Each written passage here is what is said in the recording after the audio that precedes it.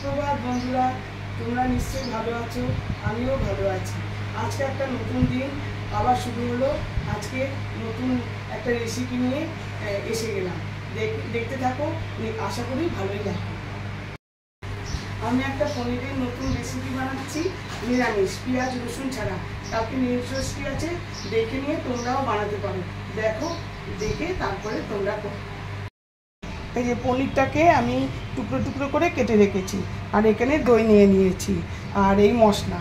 এবার দইয়ের মধ্যে এই দেখো, এবার দিতে থাকবো হলুদ গুঁড়ো, লঙ্কার গুঁড়ো সবই দেবো।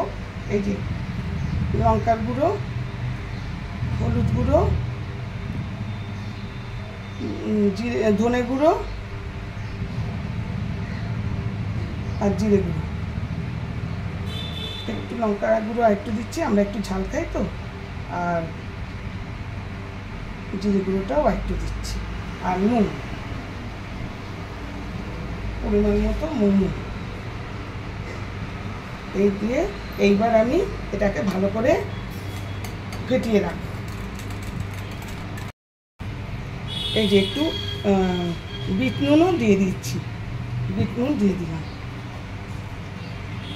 দিয়ে এবারে এটাকে ভালো করে পেটাতে হবে, খুব ভালো করে পেটাতে হবে।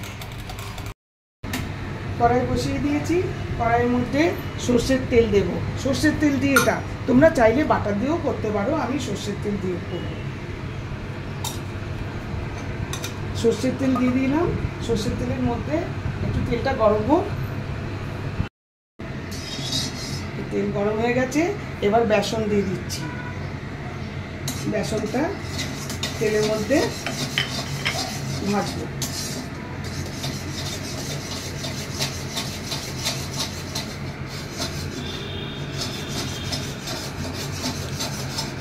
এবার দিয়ে দিচ্ছি আমচুর পাউডার।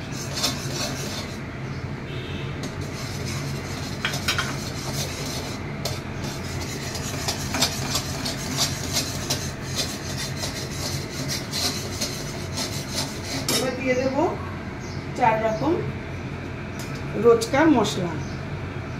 হলুদ দিলাম,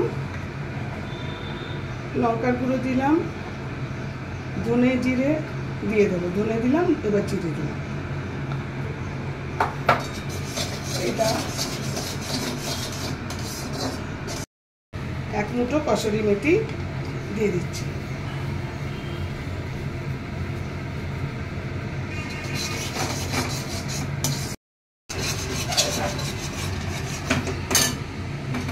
এবার আমি পনিরটা দিয়ে দেবো। এর মধ্যে পনিরটা দিয়ে দিলাম।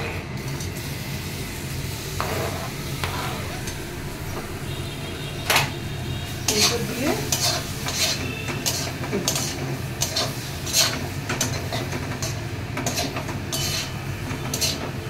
পনিরটা দিয়ে দিলাম। জল, এই যে বিশুদ্ধ গরম জলে পনিরটা দিয়ে দিচ্ছি।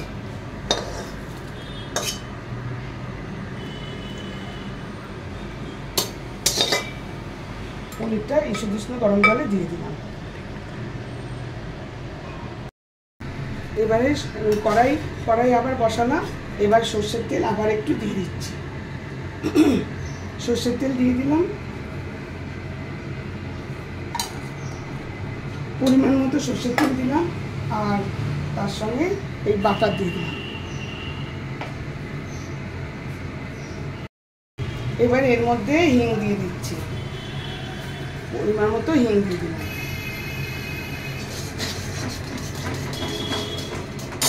আর এবার কিছুটা বেসন দিয়ে দিচ্ছি।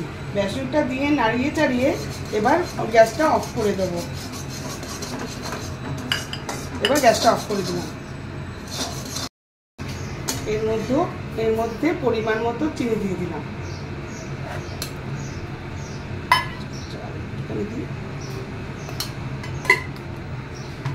এটা কিন্তু গ্যাস বন্ধ অবস্থায়, একদম বন্ধ অবস্থায়, গ্যাস বন্ধ অবস্থায় এই চিনিটা মেশালাম। একটু ঠান্ডা হলে পরে তারপরে পনিরটা দেব। তেলের মধ্যে হিং দিলাম, তেলের মধ্যে তো মাখন দিলাম, তার মধ্যে হিং দিলাম, আর জিরে দিলাম, আর বেসন দিলাম, দিয়ে ওটাকে ভালো করে নাড়িয়ে চাড়িয়ে অফ করে দিলাম গ্যাসটা।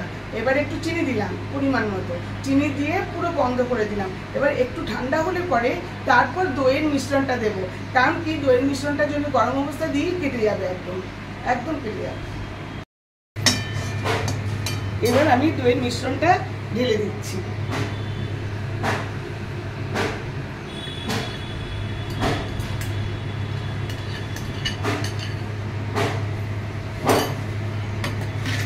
ভালো করে মিশ্রণ করে তারপরে আমি গ্যাসটা জ্বালাবো, নাহলে একদম কেটে যাবে দইটা।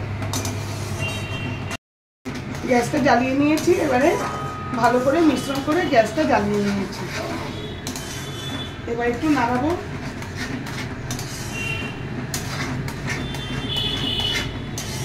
দিয়ে গেছে, দেখো খুব সুন্দর তেল বেরিয়ে গেছে।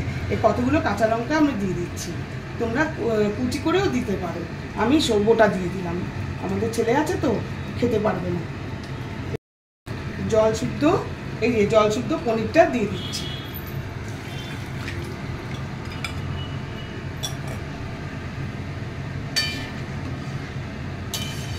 এবার এটা ফুটতে থাক, খানিকক্ষণ কমিয়ে রেখে দেবো, কমিয়ে রেখে এবার ফুটতে থাক, তেল পড়ুক আর জলটাও কিছুটা শেষ হয়ে যাবে, সেদ্ধ হয়ে যাবে। আমি বলতে ভুলে গেছিলাম, আমি আরেকটা রেসিপি বানাচ্ছি, সেটা বেগুন আলু কড়াইশুঁটি দিয়ে, ওটাও ভেজ একদম, তোমরা কালকে করতে পারো, এটাও করতে পারো, দেখে নাও, মনে হয় ভালো হবে।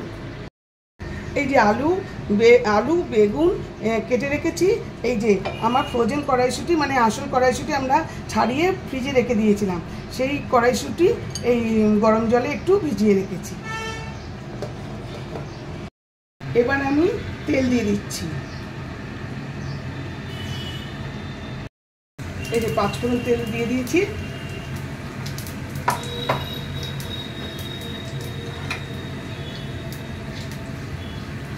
এবারে এই যে আলু বেগুন কেটে রাখা ছিল সেটা আমি আর দেখাইনি, কাঁটাটা এটা দিয়ে দিলাম।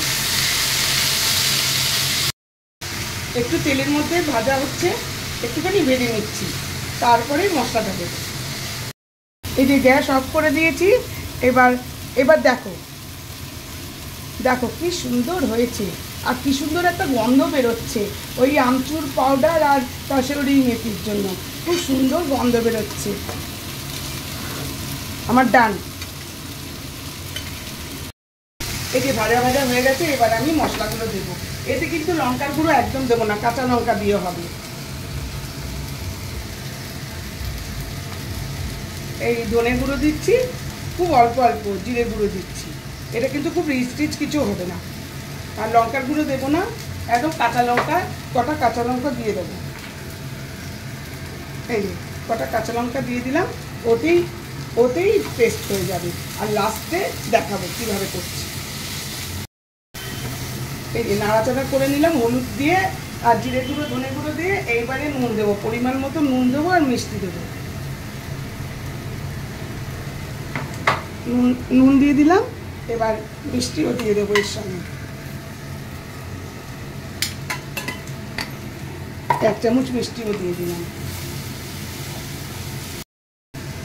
এবার ভাজা ভাজা হয়ে গেছে, মশলা মিশে গেছে, এবার একটু জল দিয়ে দিচ্ছি, জল দিয়ে সেদ্ধ হোক। এবার কড়াইশুঁটিটা দিয়ে দিচ্ছি।